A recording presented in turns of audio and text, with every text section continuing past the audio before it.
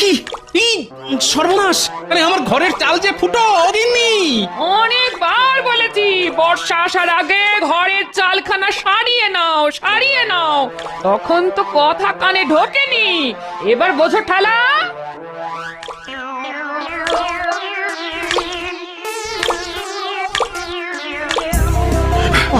বাবা, তোড়ো তোড়ো তোড়ো। বৃষ্টি নামার আর সময় কাজ করা বন্ধ করে দেয়। আপনারও তাই হয়েছে বলে মনে হচ্ছে। কি? আমার মাথায় ঠান্ডা লেগে ঘিলু কাজ করা বন্ধ করে দিয়েছে? এত বড় কথা! দাঁড়াও, এইবার দেখো মন্ত্রী, আমার মাথায় ঠান্ডা লাগার ওই দেখুন, গোপালও এসে গেছে। রোজ গোপাল রাজসভায় আসতে দেরি করে, কিন্তু আজ গোপালও রাজসভায় চলে এলো, কিন্তু মহারাজ এখনো এলেন না। সে তো আপনাকে দেখেই বোঝা যাচ্ছে মন্ত্রী মশাই, ভিজে দাঁড় কাক। এ আবার নতুন কি?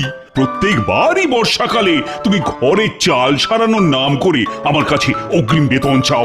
এই গোপাল, মহারাজ তো তোমাকে রোজ রোজ এত পুরস্কার দেন, বলি সেগুলো রাখো কোথায় শুনি? এ তো আচ্ছা জ্বালাতন, সবাই মনে করে আমি কত বড় লোক। এদিকে বাজারে চাল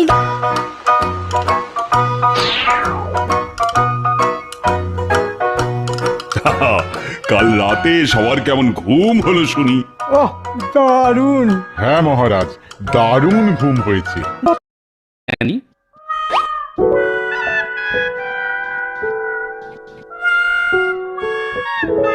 যাক, দুর্গন্ধটা আগের থেকে একটু কমেছে বলে মনে হচ্ছে। তাই তো, দুর্গন্ধটা আর আগের মতন তো নেই। এখন দুর্গন্ধটা আগের থেকে অনেক কম। তার মানে মহারাজ, দুর্গন্ধটা আর কারুর জুতো থেকে নয়, আমাদের মহারাজের জুতো থেকে বেরোচ্ছে, আর তাই সেটা